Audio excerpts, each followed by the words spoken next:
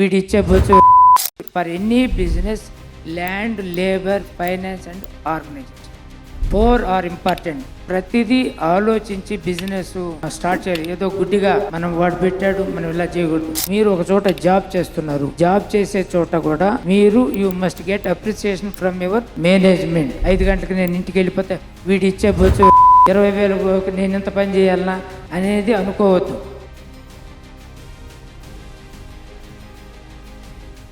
First what is your goal, what is your capacity, వెనక background ఏంటి, నువ్వు ఏది చేస్తే సక్సెస్ అవుతావు, ఇవన్నీ కూడా మనం ఆలోచించుకొని దాని మీద ఫోకస్ చేసి దాని దగ్గర కూడా 10 చోట్ల before you enter into a business see what type of business you want to enter. అలాంటి బిజినెస్లు ఎవరు ఏం చేస్తున్నారు అక్కడ పోయి వీలైతే వాళ్ళ దగ్గర పనిచేసి తక్కువ శాలరీస్ ఛాన్స్ దొరికితే you try to understand that business. For any business land, labour, finance and organisation 4 are important. అంటే ఫైనాన్స్ అనేది ముందు ఉండాలి.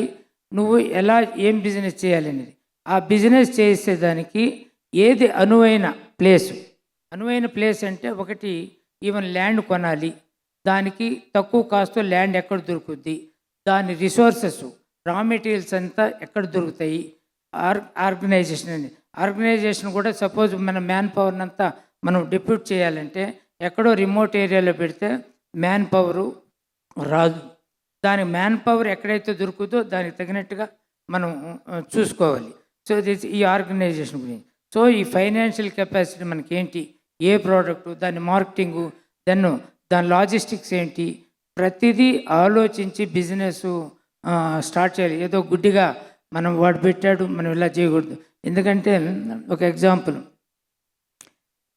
మన ఆంధ్రప్రదేశ్లో చాలామంది మీరు సోకాల్డ్ బిగ్ టాప్ కాంట్రాక్టర్స్ ఒక 20 years బ్యాక్ అందరూ ఇరిగేషన్ కాంట్రాక్టర్స్ ఉండేవాళ్ళు. వాళ్ళందరూ ఇరిగేషన్లో బాగా సంపాదించుకున్నారు. మేము ఒక 2 కంపెనీలు అప్పుడు మొదట్లో ఈ రోడ్ ప్రాజెక్ట్స్లో ఉన్నాం. రోడ్స్లో చాలా బాగా ఉంది అని చెప్పి ఇరిగేషన్ కాంట్రాక్టర్స్ అందరూ వచ్చి ఈ రోడ్స్ లేకొచ్చి what they end in irrigation projects they lost everything. అంటే ఎవడు గాడిద పని చేయాలి, గుర్రం పని చేయాలి అని లేదు. గాడిద పని చేయాలంటే నువ్వు దానికి ఎక్స్పీరియన్స్ తెచ్చుకొని ఏ విధంగా అన్నీ A to Z తెలుసుకొని చేయాలి. అంటే దాని మీద ఫోకస్ చేయాలి. ఇష్టం వచ్చినట్టు ఏదో వర్క్ తీసుకోవటం వదిలేయటం, వాళ్ళ వర్కర్స్ మీద వదిలేస్తే ఏది నథింగ్ విల్ మూవ్. సో అందుకని ఫోకస్ చేయాలి. వీటన్నిటినీ మనం దృష్టిలో పెట్టుకొని మన ఫైనాన్స్ ఏంటి, మనం ఏం చేయాలి అనేది నేను డెఫినెట్గా నేను ఒక లెవెల్లో ఉంటే నేను ఒక 10 times పైన ఆలోచిస్తుంటా. మనం first question why can't we do అనేది, వాళ్ళు చేయలేనప్పుడు మనం ఎందుకు చేయలేము అనేది, దాన్ని చేయాలంటే దాన్ని what efforts you have to put అనేది చాలా ఇంపార్టెంట్. ఇప్పుడు ఇట్లాగే నేను రోడ్స్లో నుంచి బిల్డింగ్స్ లేకొచ్చా. అంటే ఈరోజు ఈ బిల్డింగ్ ప్రాజెక్ట్స్లో కూడా but I went around the world and I have seen how the things are moving in different countries, what mechanisation, what type of equipment they are putting for even building construction. ఇవన్నీ కూడా చూసి అది చూసి మీరు చాలామంది abroad వెళ్ళి ఉంటారు. If you go to any country, అంటే నేను చెప్తున్నాను 10 years back first tower crane కనిపిస్తుంటుంది అన్నీ ఆ సిటీలో, అన్నీ టవర్ క్రేన్సే ఈ డెవలప్డ్ కంట్రీస్లో. సో అంటే ఆ కన్స్ట్రక్షన్ వాళ్ళు అలా మెకనైజ్ చేస్తారు. మన దగ్గర ఇప్పుడు మన హైదరాబాద్లో కూడా ఈ టవర్ క్రేన్స్ అన్నీ ఇప్పుడు మనం అదే లెవెల్కి వచ్చాం. We're far better than any other country. మనం we reach to that level, quality కానీ స్పీడ్ కానీ ఏది కూడా మనం ఆ లెవెల్కి మన ఇండియా చేరుకుంది.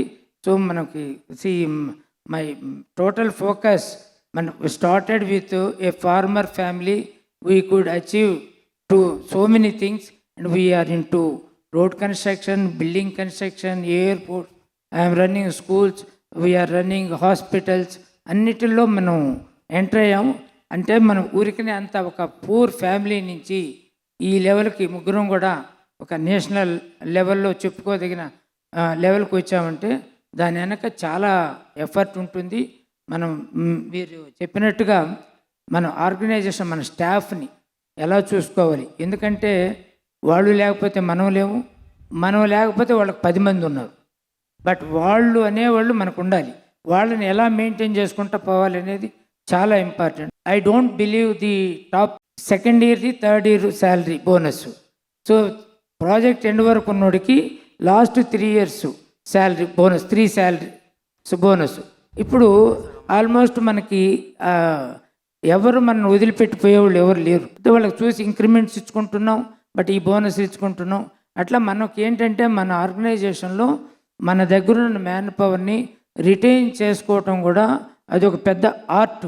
మనం ప్రతిసారి కొత్త వాళ్ళని తెచ్చుకోవటం, వాళ్ళని ట్రైన్ చేసుకొని ఇది చేసే బదులు ఉన్నోళ్ళని మనం కాపాడుకుంటూ వాళ్ళు ఏ విధంగా అయితే హ్యాపీగా ఉంటారో, ఏంటి వాళ్ళ కన్సర్న్స్, అవన్నీ కూడా మనం ఆలోచించి చేస్తూ ఉంటే మనకి వాళ్ళు ఉంటారు, వాళ్ళు గ్రో అవుతారు, మనం గ్రో అవుతుంటాం.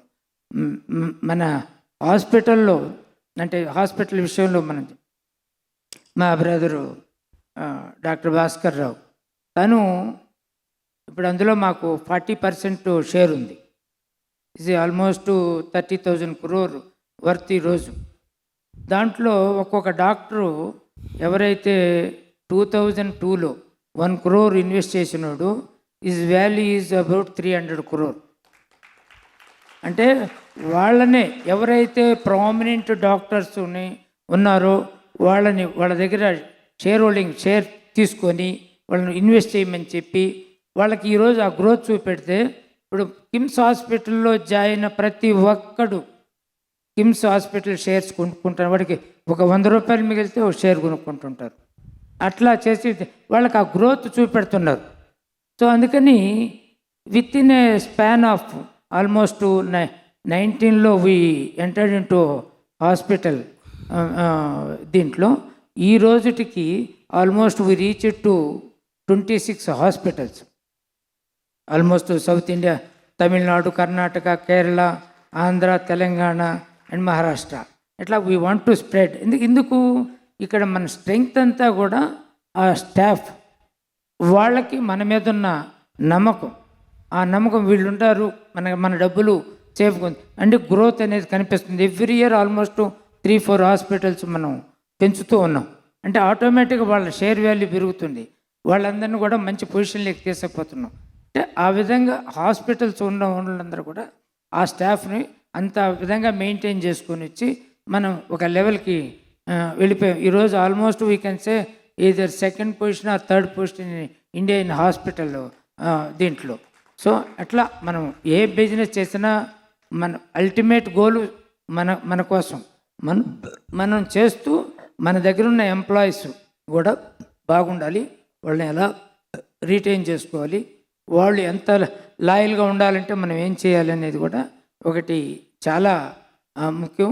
ప్రతి ఒక్కరూ ఏదంటే మేము స్టార్ట్ చేసినప్పుడు ఇండియాలో అసలు నథింగ్ అని నేను చెప్పాలి. రోడ్ కన్స్ట్రక్షన్ మనకు ఆ రోజుల్లో 12 feet రోడ్స్, అది ఈవెన్ మంచి హైవేస్ కూడా 12 feet, కొన్ని చోట్ల 24 feet, ఈవెన్ హైవేస్ కూడా మట్టి రోడ్లు ఉండేవి శ్రీకాకుళం ఆ ఏరియాలో. ఇప్పుడు అలాంటిది 2 lane అయిపోయినాయి, 4 lane అయిపోయినాయి, 6 lane, 8 lane ఎక్స్ప్రెస్ వేస్. ఇంత లెవెల్కి వచ్చింది కంట్రీ. మనకి లాట్ ఆఫ్ ఆపర్చునిటీ ఉంది. బట్ ఆ రోజు ఆపర్చునిటీ ఆల్ ఇండియా లెవెల్లో 3 ఉంటే ఈరోజు 30,000 మంది ఉంటారు కాంట్రాక్టర్స్. అలాగే అంత గ్రోత్ ఉంది, అంత కాంపిటీషన్ ఉంది. ఆ రోజుల్లో మనం 10% ప్రాఫిట్ అనుకుంటే 10%, 12% ప్రాఫిట్ సంపాదించేవాళ్ళం. బట్ ఈరోజు మీరు 10% అంటే మైనస్ వచ్చేదానికి, అంటే కాంపిటీషన్ అంత ఉంది. కష్టపడకుండా మనం ఏదో టెండర్ తీసుకోవటం, ప్రాపర్గా ఎగ్జిక్యూట్ చేయటం అని, అంటే నేను ఊరికే రోడ్స్ గురించి చెప్తున్నా. You go to any field, anything, ఏ చిన్న ఇండస్ట్రీ ఆర్ లేదంటే ఏ ఐటీ ఫీల్డ్ నువ్వు ఎక్కడ స్టార్ట్ చేసినా కూడా you have to be very cautious. Me don't lose your money, you have to be W sure. And మీరు పెట్టిన తర్వాత మీరు హైదరాబాద్లో చూస్తే ఎవ్రీడే ఒక రెస్టారెంట్ స్టార్ట్ అవుతుంది, ఒక రెస్టారెంట్ మూసుకొని పోతుంటుంది. ఈ ఉన్నోళ్ళు ఏం చేస్తారు, ఏదో ఒకటి వాళ్ళ పిల్లలకి ఏదో ఒకటి అంటే ఒక యావిగేషన్ ఉండాలని వాడు డబ్బులు పెట్టి 1 కోటి 2 కోట్లు పెట్టి ఒక బిల్డింగ్ అద్దెకి తీసుకొని ఇంటీరియర్స్ అని చేసేసి ఇది చేస్తాడు. ఒక 2 నెలలు పోతాడు, 3 నెలలు వీడియో తింటూ ఉంటాడు, 3 నెలలు చూస్తాడు, కొంత బాగా ప్రాఫిట్స్ అవన్నీ ఎంజాయ్ చేస్తారు. ఇంతే కదా అని అనుకుంటాడు. వీడు పోయి ఇంట్లో పడుకుంటాడు. ఆ తర్వాత ఆడున్న షెఫ్ ఈ విల్ బికమ్ ది ఓనర్ అట్లా. సో అందుకని ఏది కూడా మనం చేసినది ఈ రోజుకి కూడా నాకు 52 years ఎక్స్పీరియన్స్ ఉంటే everyday I go to the site. నేను ఏ సైట్లు ఉన్నా కూడా మొత్తం ఆల్ ఓవర్ ఇండియాలో దగ్గర ఒక 20 సైట్లు ఉంటే 20 సైట్లు 2 monthsలో కనీసం ఒక్కసారైనా నేను కవర్ చేస్తాను. చేసి ప్రతి ఒక్కరు నేను రాకపోతే సైట్లో ఇంజనీర్లు ప్రతి ఒక్కరు బాధపడేవాళ్ళు. అంటే they want to learn from me. వాళ్ళని బండబూతులు తిడతా, అయినా దే లవ్ మీ, అంటే they are learning from me. So అందుకని మనం సైట్కి ఏది చేసినా సైట్కి వెళ్ళాలి.